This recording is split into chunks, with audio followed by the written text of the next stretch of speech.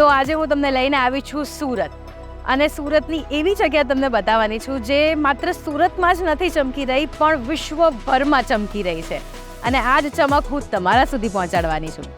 અને આ જગ્યાએ વર્લ્ડ રેકોર્ડ બ્રેક કર્યો છે. તો કઈ છે જગ્યા અને કયો રેકોર્ડ બ્રેક કર્યો છે બધું જ જાણીશું આજના વિડીયોમાં. ચાલીએ.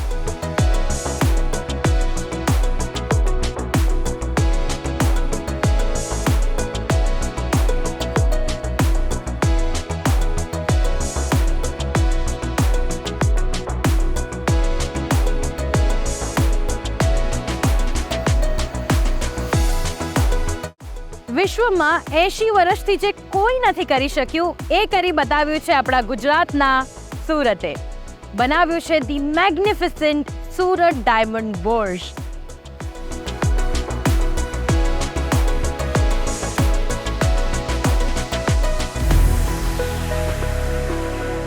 Oh my goodness, just look at this.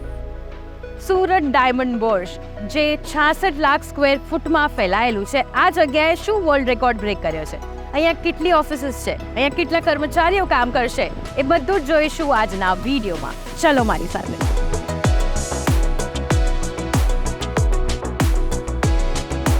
One of the largest building of the world. 80 વર્ષમાં જે કોઈ નથી કરી શક્યું એ કરી બતાવ્યું છે સુરતે. 80 વર્ષથી આ ટાઇટલ વર્લ્ડ્સ લાર્જેસ્ટ બિલ્ડિંગનું અમેરિકાના પેન્ટાગોન પાસે હતું, પણ હવે સુરત પાસે છે, એટલે કે સુરત ડાયમંડ બુર્જ.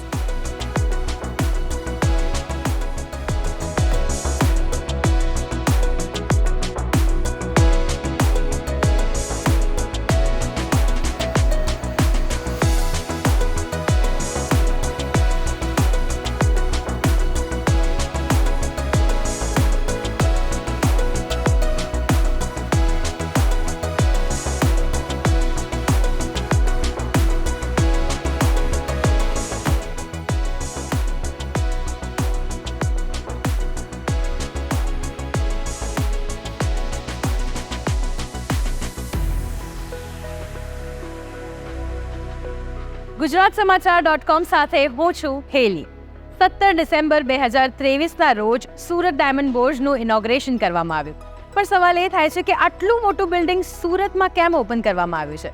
તો સૌથી મોટો હેતુ એ જ છે કે ભારતને એના ડાયમંડ્સ, જેમ્સ અને જ્વેલરીને ઇમ્પોર્ટ, એક્સપોર્ટ અને ટ્રેડિંગમાં પ્રમોટ કરી શકાય with cutting, polishing and processing. ઇન્ડિયાને એક મોડર્ન અને સોફેસ્ટિકેટેડ વેમાં વર્લ્ડ લેવલ ઉપર ડેવલપ કરવાનો મેઇન હેતુ છે. એટલા માટે આટલું મોટું બિલ્ડિંગ અહીંયા સુરતમાં ઓપન કરવામાં આવ્યું છે. તો ચલો મારી સાથે એક્સપ્લોર કરીએ અહીંયા શું શું છે, કેવી રીતનું બધું ફેસિલિટીઝ છે, બધું જ જોઈશું આજના વિડીયોમાં.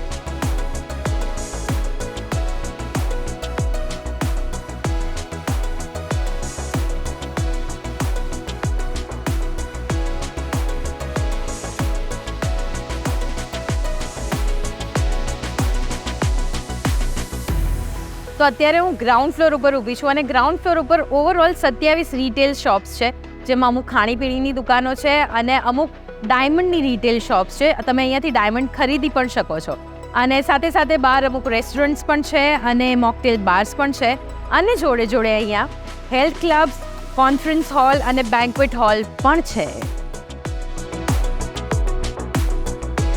તો હવે આપણે જવાનું છે ફર્સ્ટ ફ્લોર ઉપર, અને એના માટે કરીશું યુઝ લિફ્ટનો.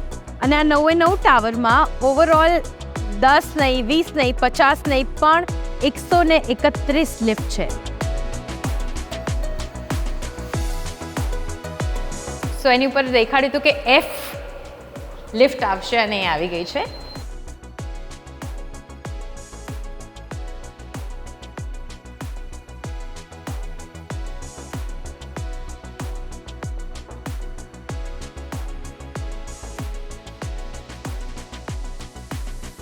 તો 9 ટાવર્સની જે 15 માળની બિલ્ડિંગ છે જ્યાં હું ઊભી છું, આ ટાવર્સ ઇન્ટરકનેક્ટેડ છે. મારી જમણી બાજુ 5 ટાવર્સ છે અને મારી ડાબી બાજુ 4 ટાવર્સ છે. હવે એક ખૂણેથી બીજા ખૂણે તમારે જવું હોય તો માત્ર ને માત્ર 6 મિનિટ જ લાગશે. તમારે ફર્સ્ટ ફ્લોરથી નીચે જઈને પછી બીજા ટાવરમાં જઈને પાછું ફર્સ્ટ ફ્લોર પર જવાનું એવું નહીં. તમે અહીંયાથી ફર્સ્ટ ફ્લોરમાં ઇઝીલી ટ્રાવેલ કરી શકો છો, કારણ કે આ બધા જ રૂટ્સ ઇન્ટરકનેક્ટેડ છે.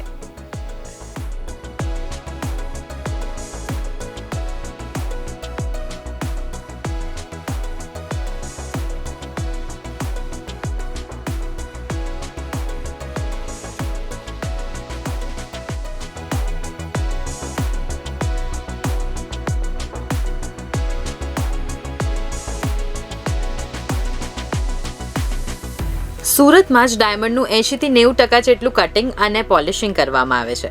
ડાયમંડ્સ એ ઇન્ડિયન એક્સપોર્ટનો સૌથી મેજર પાર્ટ છે અને આ જે ડાયમંડ્સની એક્સપોર્ટ થાય છે એ એક્સપોર્ટ અત્યારે એનો જો રેશિયો જોવા જઈએ તો એ છે $25.4 અબજ, જેને 2027 સુધી $100 અબજ કરવાનો પ્લાન છે.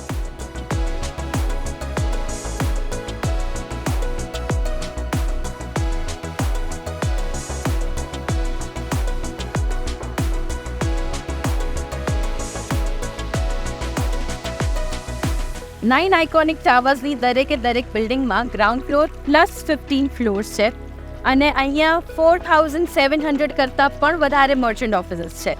અને અહીંયાના જો આપણે સ્ક્વેર ફૂટની વાત કરીએ તો નાનામાં નાની ઓફિસ 300 સ્ક્વેર ફૂટની છે અને મોટામાં મોટી ઓફિસ 1,15,000 સ્ક્વેર ફૂટની છે, જ્યાં 67,000 એમ્પ્લોઈઝ કામ કરશે અને 1.5 લાખથી પણ વધારે લોકોને રોજગારી મળશે એવો દાવો કરાય છે.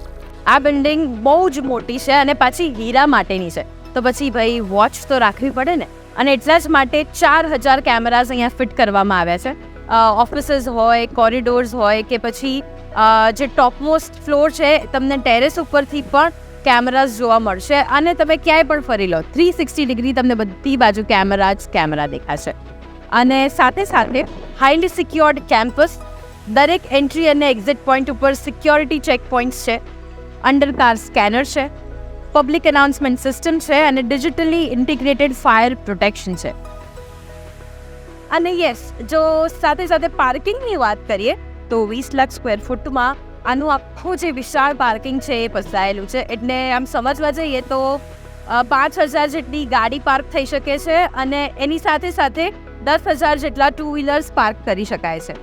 આ બિલ્ડિંગનું ડિઝાઇનિંગ બહુ જ યુનિક રીતે કરવામાં આવ્યું છે. આટલી વિશાળ જગ્યામાં આ બિલ્ડિંગ છે, પણ છતાં બી તમે જો સાચા સિક્યોરિટી ગેટ પોઈન્ટથી અંદર એન્ટર થશો ને તો તમે 4 મિનિટની અંદર જ તમારા ઓફિસ સુધી પહોંચી શકશો. પણ જો ખોટા સિક્યોરિટી ગેટથી એન્ટર થયા તો બાકીની 40 મિનિટ તમે આમ બોર્ડ ફરતા રહેશો. તો મળીએ આપણે દિનેશ નાવડિયાને, જેઓ છે મીડિયા, કસ્ટમ અને HR convener of Surat diamond bourse. Hello sir, કેમ છો? નમસ્કાર. તો સુરત ડાયમંડ બોર્જ ડાયમંડ ઇન્ડસ્ટ્રીમાં કહી શકાય કે સૌથી મોટું બિલ્ડિંગ સુરતમાં બન્યું છે, પણ આ બિલ્ડિંગ સુરતમાં બનાવવાની જરૂર શું પડી? Surat diamond Burj diamond industry માટે મોટું નહીં, પરંતુ દુનિયાના તમામ બિલ્ડિંગો કરતાં સૌથી મોટું બિલ્ડિંગ એટલે સુરત ડાયમંડ બુર્જ છે. સુરત એ મેન્યુફેક્ચરિંગ હબ છે અને મહારાષ્ટ્ર એ ટ્રેડિંગ હબ હતું.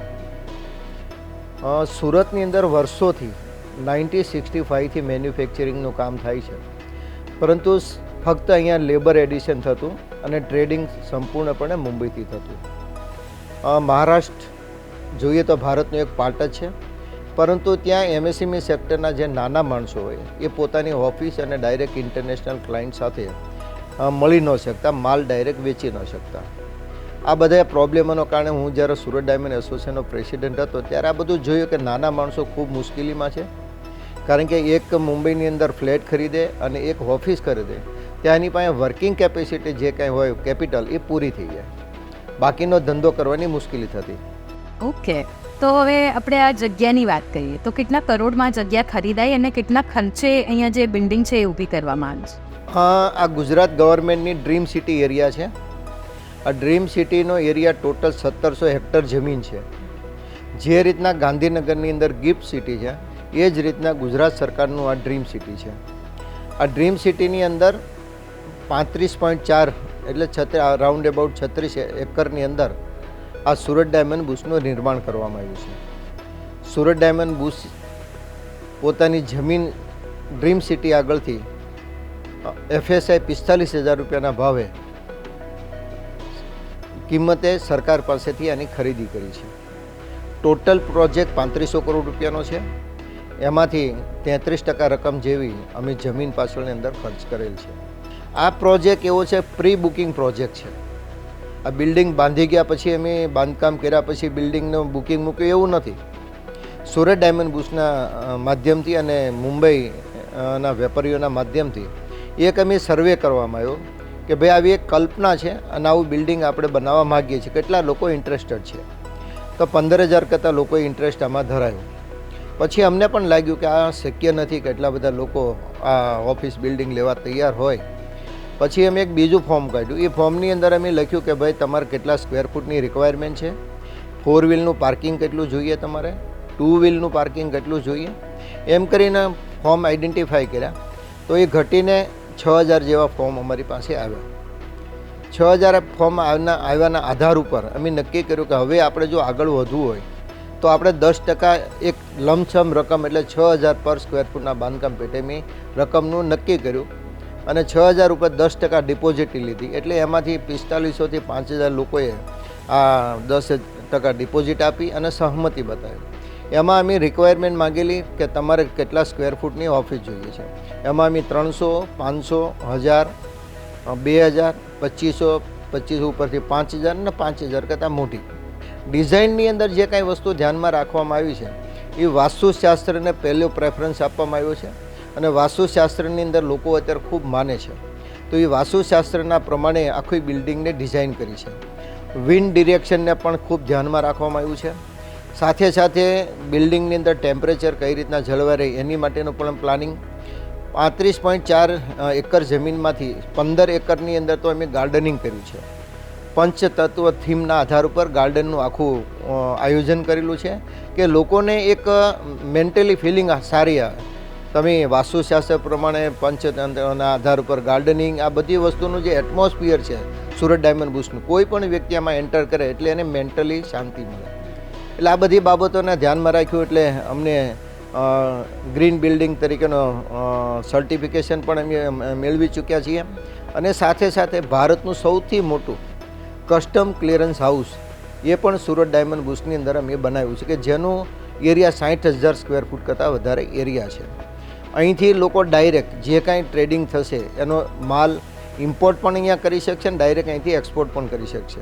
અને અત્યારે કોઈ અનનોન વ્યક્તિ જે મેમ્બર નથી એ મેમ્બર આ બિલ્ડિંગમાં એન્ટર કરે એટલે સિક્યુરિટીના સિસ્ટમના આધાર ઉપર એમના ફેસ ઉપરથી એમના ટી શર્ટ કે સૂટ જે કાંઈ પહેર્યું હોય એના કારણે એને પૂરા બિલ્ડિંગને જ્યાં પણ જાય એનું ટ્રેકિંગ થઈ શકશે, એની પ્રવૃત્તિ ટ્રેકિંગ થઈ શકશે.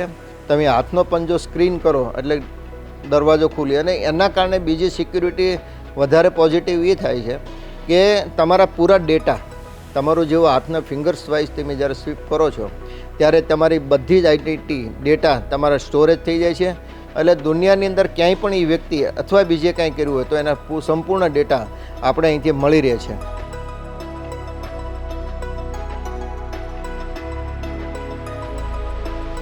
તો વિશ્વમાં ડાયમંડની જેટલી જરૂરિયાત છે એમાંથી કેટલા ટકા જરૂરિયાત અહીંયાથી પૂરી થશે?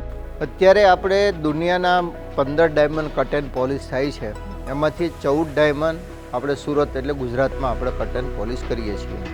એટલે કટ એન્ડ પોલિશમાં તો આપણે જોઈએ તો 99% જેવું આપણો કંટ્રોલ છે.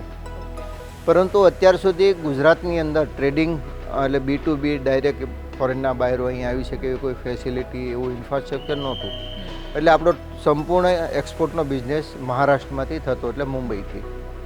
પરંતુ અત્યારે વર્લ્ડ ક્લાસ ફેસિલિટી જ્યારે આપણે સુરત ડાયમંડ બુશ બિલ્ડિંગ બનાવ્યું છે તમે એ જ કલ્પના સાથે બનાવ્યું છે કે જે રીતના 15માંથી 14 ડાયમંડ અહીંયા જો મેન્યુફેક્ચરિંગ થતા હોય તો દુનિયાનું એટલે ભારતમાં જે કાંઈ મેન્યુફેક્ચરિંગ થાય છે એને 90% કરતાં વધારે એક્સપોર્ટ એક સેન્ટર ઉપરથી થાય એ ટાર્ગેટ સાથે અમે આગળ વધી રહ્યા છીએ. ઓકે, તો આ 90% જે એક્સપોર્ટ કરવાના છે એમાં સૌથી વધારે એક્સપોર્ટ કઈ બાજુ થવાનું છે? દુનિયાની અંદર 2 મેઇન કન્ટ્રી છે કન્ઝપ્શન માટે. અત્યારે આપણે 35% direct cut and polish America, 35% Hong Kong, એટલે 70% જેવું તો આ 2 કન્ટ્રીની અંદર આપણે એક્સપોર્ટ કરી રહ્યા છીએ. બાકી UAE છે, યુરોપિયન કન્ટ્રી છે, G7 દેશો છે, જાપાન છે અને એશિયનની નાની મોટી બીજી કન્ટ્રીઓને આપણે એકંદરે ગણીએ તો 30% જેવું આ બધી કન્ટ્રીઓમાં આપણે એક્સપોર્ટ થતું હોય છે. અને હવે સુરતમાં જે આટલું મોટું હબ ખુલ્યું છે ડાયમંડનું, શું આ મુંબઈનું જે ડાયમંડ હબ છે એને ખતમ કરી દેશે? અમે કોઈ કોમ્પિટિશનમાં માનતા નથી અને કોઈ કોમ્પિટિશનને ધ્યાનમાં રાખીને આ બિલ્ડિંગનું આયોજન કરવામાં નથી આવ્યું. દિનેશભાઈ, તમારી સાથે વાત કરીને આજે તો ઘણા બધા હિડન જેમ્સ અમને આજે જાણવા મળ્યા. અમુક વસ્તુઓ ક્યાંક જોઈ હોય, જાણી હોય, પણ આજે તમારી સાથે જે કન્વર્સેશન કરીને એમાં ડિટેલ ડિસ્ક્રિપ્શન જે તમે આપ્યું એનાથી અમને પણ ઘણું બધું જાણવા મળ્યું અને આપણા જે દર્શકો છે એમને પણ. સો એના માટે થેન્ક યુ સો મચ.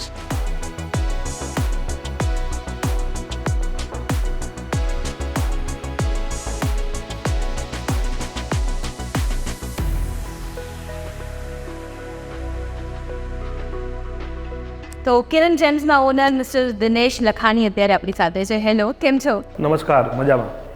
સો હવે મને એમ કહો કે તમારી મેઇન ઓફિસ જે છે એ મુંબઈમાં છે, રાઈટ? તો એ મુંબઈની ઓફિસ હજી પણ ચાલુ છે કે તમે અહીંયા સંપૂર્ણપણે શિફ્ટ થઈ રહ્યા છો? નહીં, અમારી ડાયમંડની ઓફિસ અત્યારે મુંબઈમાં 100% ક્લોઝ છે અને અત્યારે અમારું બધું જ ડાયમંડનું, નેચરલ ડાયમંડનું આખું જ જે ઓપરેશન છે એ સુરત ડાયમંડ બુર્સથી અમે લોકો કરી રહ્યા છે.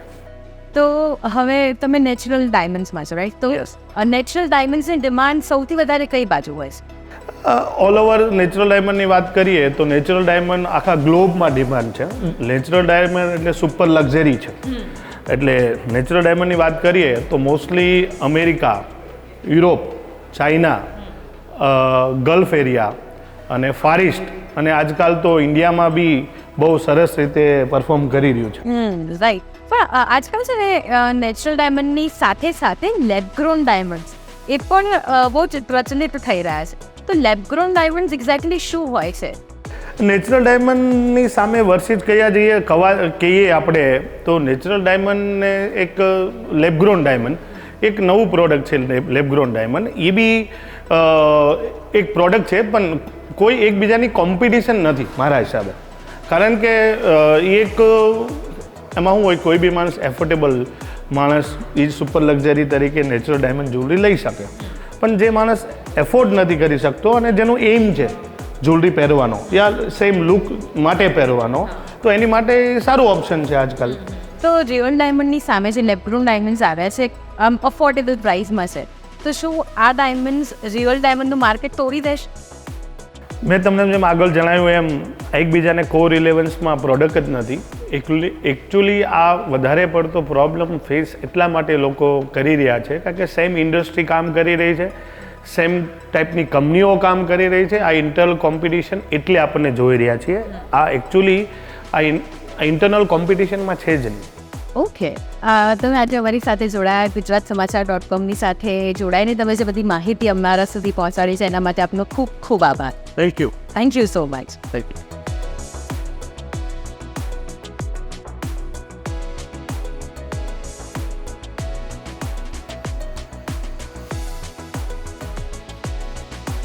આટલી મોટી બિલ્ડિંગ, આટલી બધી ફેસિલિટીઝ, આટલા બધા વર્કર્સ અહીંયા કામ કરે છે, આટલી બધી લિફ્ટ છે, તો પછી ઇલેક્ટ્રિસિટી કેટલી જશે?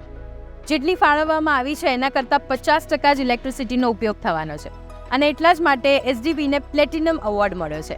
તો આ પ્લેટિનમ એવોર્ડ શું છે એ પણ કહું.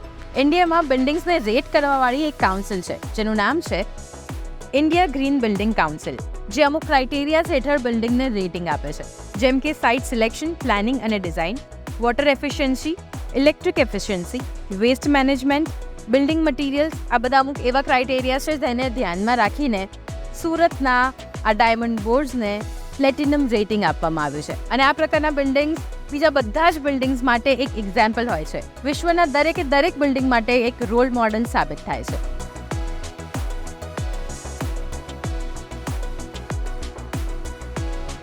તો સુરત ડાયમંડ બુર્જ આની સફર એ આજે હું તમને લઈ ગઈ હતી અને એના બધા જ સ્ટેટિસ્ટિક્સ, બધા જ ઇકોનોમિક્સ તમારા સુધી પહોંચાડવાનો પ્રયત્ન કર્યો છે. હવે એનું પાસ્ટ, પ્રેઝન્ટ અને ફ્યુચર એ બધું તમારા સુધી પહોંચાડ્યું છે. આઈ હોપ કે આજનો આ વિડીયો મને જેટલો પસંદ પડ્યો છે એટલો તમારા માટે પણ યુઝફુલ રહ્યો હશે અને તમને કંઈક નવું જાણવા મળ્યું હશે આ વિડીયો થ્રુ. સો અત્યારે જો આ બિલ્ડિંગની વાત કરીએ તો આ બિલ્ડિંગ જે બાંધવામાં આવ્યું છે, આટલા મોટા ખર્ચે બાંધ્યું છે, એની પાછળ ગવર્મેન્ટ પણ કંઈક એક્સપેક્ટેશન રાખીને બેઠી છે. અત્યારે ડાયમંડ ઉદ્યોગ જે છે એનું રેવન્યુ 2 લાખ કરોડ જનરેટ થાય છે અને આ જ રેવન્યુ આ બિલ્ડિંગ બાંધ્યા પછી સીધું ડબલ થઈ જાય, એટલે કે 4 લાખ કરોડ થઈ જાય એવું ગવર્મેન્ટ આશા રાખીને બેઠી છે. તો આવનારા દિવસો જે તો જણાવશે કે આ આશા પૂરી થશે કે નહીં એમની. સો વેલ, આજની આ સેર તમને કેવી લાગી કમેન્ટમાં ચોક્કસથી જણાવજો અને તમારા ફ્રેન્ડ્સ સુધી પણ આ વિડીયો ચોક્કસથી પહોંચાડજો. So this is me, Haley, signing off with gujaratsamachar.com. Bye.